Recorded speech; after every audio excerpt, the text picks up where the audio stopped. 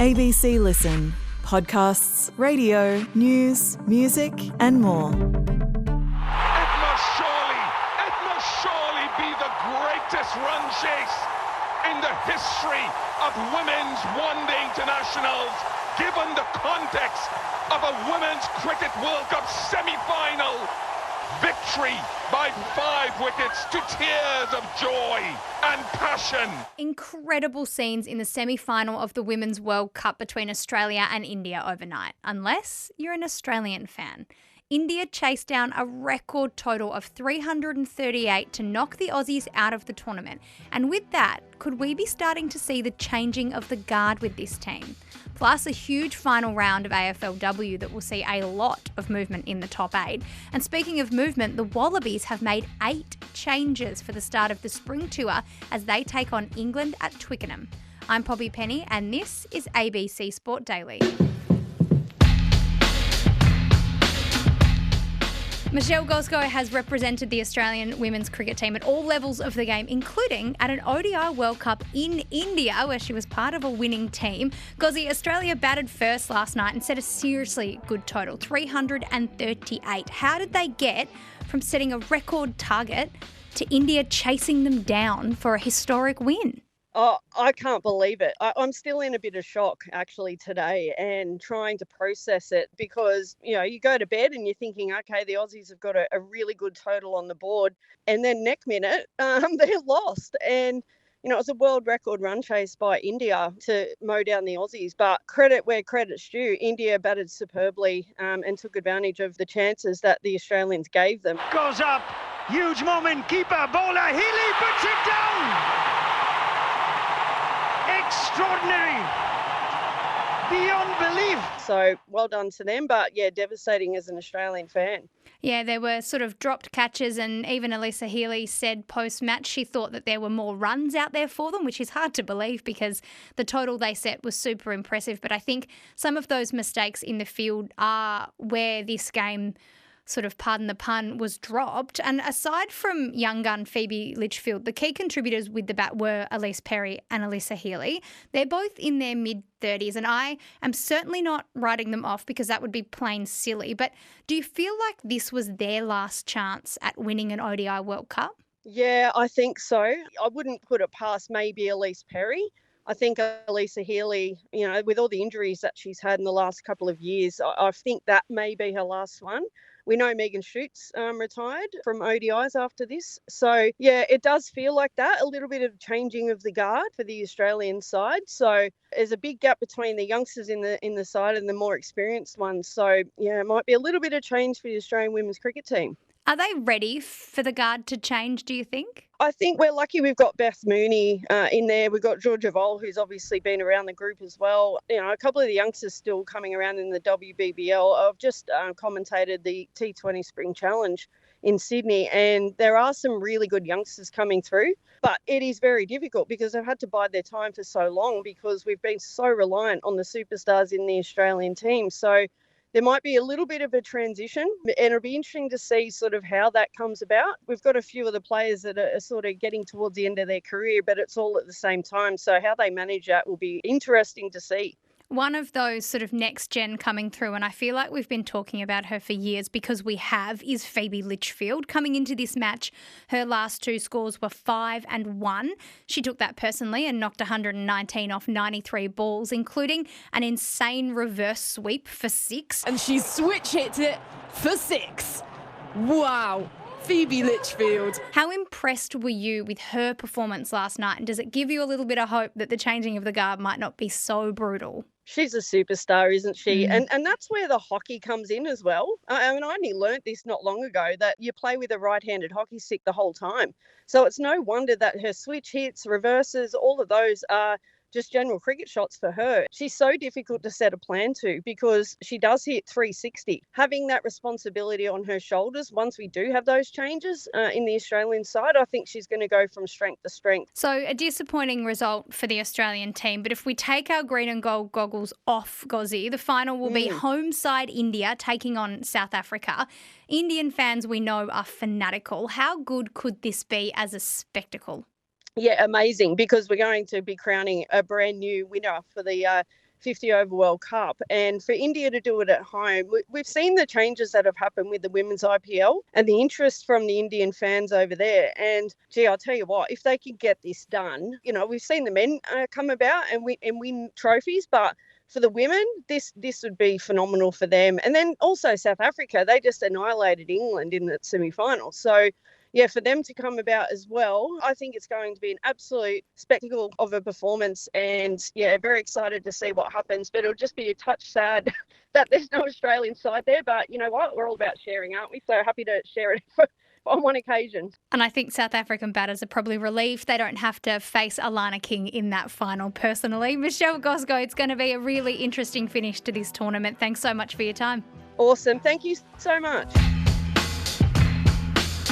Marnie Vinall writes and talks about all things AFLW for the ABC. And Marnie, as we head into the final round of the home and away season, North Melbourne are the only team who are locked in position. They're set to break an AFL-VFL winning streak that was set by Geelong way back in 1950s if they win their 24th game in a row this weekend.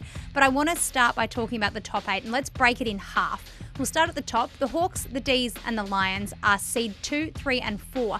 So who could move where and how? Yeah, you're very right. This is, I think, one of the most competitive seasons we've ever got. You've got 12 clubs mathematically in the chance, but starting with the top 4, Hawthorn are in second place, but they, unfortunately for them, play North Melbourne on Friday night. So it's likely that they will probably lose that match, which unfortunately means that they will also then face North Melbourne again in the first qualifying final.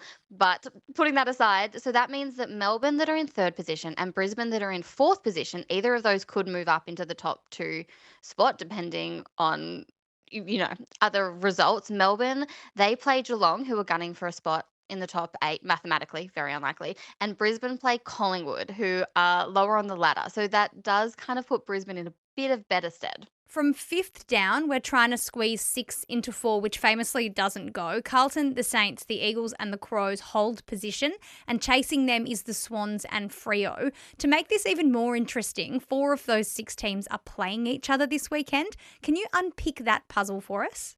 It's unfortunately one of those weekends where people keep coming to me with mathematical questions. I was like, this is not why I got into sport. Yes. So as you mentioned, there are so many sides that are trying to get in. And Sydney and Fremantle, the 9th and 10th, they're only outside of the 8 on percentage. So we're not even just, you win and you're in. You win and you're in, but by a certain amounts, because even if you just start on Friday night, you've got West Coast are playing Carlton. Those are 2 teams that they need to win to finish in the top 8. You've got Sydney that are playing Essendon. Essendon, dead rubber for them. Enjoy your Mad Monday. But Sydney need to win by quite a lot to make sure that they can play finals. You've got St Kilda playing the Bulldogs. St Kilda looking for their maiden finals run. West Coast, it will also be their first finals ever in the AFLW. And then really exciting, Adelaide play Fremantle, and the Adelaide Crows are the most successful side in AFLW history. They have 3 premierships. They're playing Freo, who are 10th, and they're gunning for a spot within the top 8. So I think that there's going to be a lot of nervous fans watching that particular matchup. But all in all, it's one of those weekends where everyone's just going to be on the live ladder, just constantly checking where their team are, how the other results are going.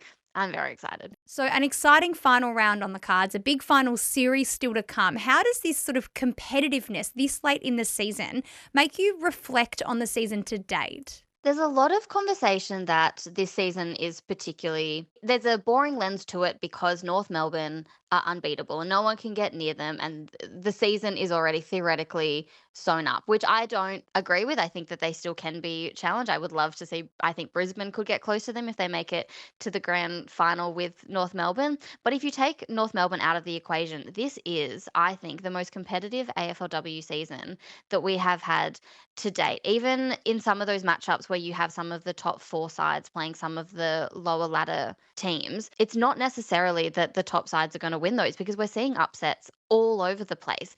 The fact that there is 12 teams mathematically in the running to play finals is just, it's so exciting for where the AFLW is at, because historically you've had North Melbourne, Melbourne, Brisbane and Adelaide as the top 4 sides, and they're the big 4 of the competition. Where now, Adelaide might not even play finals. You've got Hawthorn in second spot, Carlton, who have historically over the past few years finished lower on the ladder. They're in 5th position. St Kilda and West Coast are looking to play their maiden AFLW finals. As a fan of AFLW, I think this is a really exciting time, even with North at the top, seemingly untouchable. Big weekend of footy, big final series to come. Marnie, Vinall, thanks so much for your time. Thanks, Poppy. Sean Maloney calls rugby union for Stan Sport. And Sean, the Wallabies are off on their spring tour after a win against Eddie Jones and the Brave Blossoms in Japan. First up is England at Twickenham, and the Australian team have made a not insignificant number of changes. That number is 8. Interestingly, some of those changes or players that aren't included in this squad are kind of on a technicality. So can you explain to me why players like Will Skelton and Len Ikitau will be missing from this match? Okay, this is an excellent question, and the answer's not going to make a whole lot of sense, unfortunately, Pop, for you or for our listeners. But what World Rugby have done is set up this little window at this time of year, and again in July as well, where club sides have to release their players for international duty. So generally, it's about a 3-week period. That's normally how it looks. Unfortunately, for Wallabies fans, it doesn't start till the week following. So we will be denied the chance to see Len Ikitau, Tom Hooper, Will Skelton, there might be one or two others as well, playing for the Wallabies this week. England, conversely, have paid their clubs to have those players released. So they will be at full strength. So it doesn't sound entirely fair. That's sort of it in a nutshell. That's a really interesting wrinkle that England are able to have a full strength side going into this weekend. And I did note that Joe Schmidt was pretty nonplussed about it. He seemed to think that, these are the rules and we'll all play by them, except for England. He did rest a number of players against Japan last weekend. So as I said, we're seeing 8 changes made to the starting 15 to face England. And we're talking about big names. These are good changes, Sean. Joseph Okuso-Suaalii, Max Jorgensen, Fraser McWright. Who is for you the most important inclusion coming back into this side? Oh, that's a tough because they all bring a little bit of their own magic, don't they? But I think the first name you mentioned there, Joseph Okuso-Suaalii, can have a huge impact on this game, in the same way he did in the corresponding game last year, which I think what might have been his Wallabies debut. I'm pretty sure Wallabies v Twickenham last year when we had that famous victory. Max Jorgensen scoring late, really late, well after full time. Max Jorgensen! No, he didn't! Oh my goodness me! Oh, it's unbelievable! So he's probably going to dominate all the headlines, and so he should, because he is playing such great footy at the moment. The other one is Harry Wilson, the skipper, comes back in. How important will he be just from a leadership perspective? I know the Wallabies have thrown that captaincy role around a little bit in the last sort of 12 or 18 months, but he seems to be the guy that they've settled on to be sort of that full-time skipper. How important will he be coming back? What massive. I mean, he's been awesome this year for that side. He just puts them on his back and carries them around the field. So he's big. Fraser McWright goes in as well, which is another really handy in for the Wallabies. So this is a strong team, Poppy. Like, if you're getting up at 2 a.m. and watching on Stan Sport, you are in for a really decent morning's watching. So this begins the spring tour for the Wallabies, where they also take on Italy, Ireland and France. Last year's spring tour filled Australian fans with hope. Wins against England and Wales and a narrow defeat to Ireland. So what are the expectations for the Wallabies in this tour? Oh, okay. So we've got England, then we've got England, Italy. So let's mark Italy as a win. It'll be a tough win, but let's mark Italy as a win. I think that we can get one over Ireland. I really do. We should have won last year. I mean, the Wallabies copped some really rough refereeing decisions in that game. So I think we can beat Ireland. Definitely think we can beat England. France will be an interesting one because they'll be on tired legs. The last game of the long year. Probably this is the longest year for Wallabies in recent memory in terms of test matches. So who knows how that one goes, but let's start with a win at Twickenham.